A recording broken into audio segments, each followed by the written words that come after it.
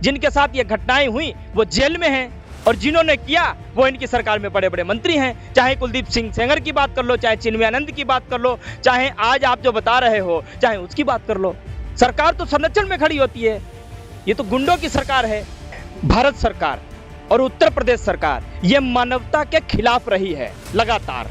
चाहे आप कोरोना काल को देखो, चाहे आप किसान आंदोलन को देखो, चाहे आप छात्रों के आंदोलन को देखो, तमाम ऐसे छोटे मोटे आंदोलन जो इस देश में हुए हैं, उनकी बातों को सुनने की बजाय इस सरकार ने दमादम उनके ऊपर लाठियां बरसाई हैं।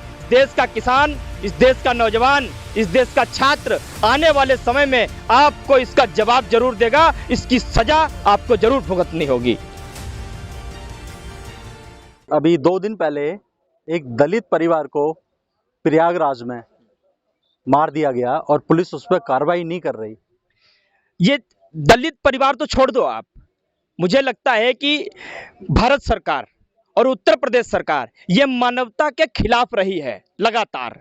चाहे आप कोरोना काल को देखो, चाहे आप किसान आंदोलन को देखो, चाहे आप छात्रों के आंदोलन को देखो, तमाम ऐसे छोटे मोटे आंदोलन जो इस देश में हुए हैं, उनकी बातों को सुनने की बजाय इस सरकार ने दमादम उनके ऊपर लाठियां बरसाई हैं, उनके सर फोड़े हैं, उन पे मुकदमे दर्ज किए हैं, उनको जेल में भेजा है। ये तो मानवता के खिलाफ रही है। और जिसके साथ ये हादसे हुए, जिनके साथ ये घटनाएं हुई, वो जेल में हैं, और जिन्होंने किया वो इनकी सरकार में बड़े बड़े मंत्री हैं। चाहे कुलदीप सिंह सेंगर की बात कर लो, चाहे चिन्मयानंद की बात कर लो, चाहे आज आप जो बता रहे हो चाहे उसकी बात कर लो। सरकार तो संरक्षण में खड़ी होती है। ये तो गुंडों की सरकार है। और आप मुझे बताओ, अभी कुछ दिन पहले एक फोटो आपने देखी होगी जिसमें मोदी जी योगी जी के ऊपर हाथ रख करके आ रहे थे। मुझे लगता है मेरे भारत की संस्कृति ऐसी है जहां योगी के चरणों में, चाहे वो मुख्यमंत्री हो चाहे प्रधानमंत्री हो, झुक करके आशीर्वाद लेता है। यह इतिहास में पहली बार है कि एक योगी के ऊपर एक प्रधानमंत्री हाथ रख करके जाता है। या तो प्रधानमंत्री ये बताएं कि ये योगी नहीं तो फिर है कौन? अगर योगी हैं तो आपने इस देश की संस्कृति, इस देश के जो है धर्म के साथ बहुत बड़ा खिलवाड़ किया है। इसलिए इस देश की जनता आपको माफ नहीं करेगी, 7 पुश्तों तक माफ नहीं करेगी। अच्छा ठीक है, मेरा एक सवाल और आपसे। ये सवाल ये है कि योगी सरकार कह रही है आपको गनना चाहिए या जिनना चाहिए। बेसिकली क्या है, इनके पास बहुत सारी किताबें हैं। उन किताबों के टॉपिक क्या हैं? हिंदू, मुसलमान, मंदिर, मस्जिद, अली, बजरंगबली, श्री राम, ये सारे टॉपिक हैं। अभी एक नई किताब इन्होंने खोजी। इन्होंने देखा कि किसान आंदोलन कर रहे हैं, छात्र भी आंदोलन कर रहा है, महिलाओं को भी सुरक्षा हम दे नहीं पाए, युवाओं को नौकरियां हम दे नहीं पाए, देश की सभी संस्थाओं को हमने बेच दिया।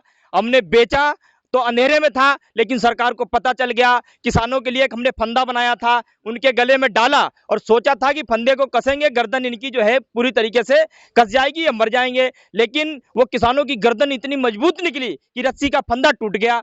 इनकी वो भी चाल नाकामयाब हो गई। अब इनको अच्छी खासी तरीके से ये समझ में आ गया, बहुत अच्छी तरीके से इनको समझ में आ गया कि भाई साहब मामला तो इस समय जो है वो बहुत कठिन है, बहुत नाजुक है। इसलिए ये ऐसे शब्द निकालते हैं, जिन्ना जैसे शब्द निकालते हैं। क्यों? क्योंकि ये सरकार जो है, ये देश जो है, इस देश की जनता जो है, ऐसे ही उल जुलूल मुद्दों में फंस करके एक दूसरे में लड़ें, मरें और कटें। और जब समय आए, धीरे धीरे चुनाव का समय आ जाए, धीरे से जाकर के अंगूठा लगा करके वोट दे दे और हमारी सरकार बन जाए। योगी जी, ये देश की जनता अब सब जान चुकी है, सब कुछ समझ चुकी है। अब ये बेवकूफ़ नहीं है, बेवकूफ़ पहले भी नहीं थी। क्योंकि हिंदुस्तान हमारा भावनात्मक देश है, बह गया था भावनाओं में धोखे से। लेकिन तुम्हारी हर एक चाल, तुम्हारे हर एक मंसूबे को ये बहुत अच्छी तरीके से समझ गया है। और इस देश का किसान, इस देश का नौजवान, इस देश का छात्र आने वाले समय में आपको इसका जवाब जरूर देगा। इसकी सजा आपको जरूर भुगतनी होगी।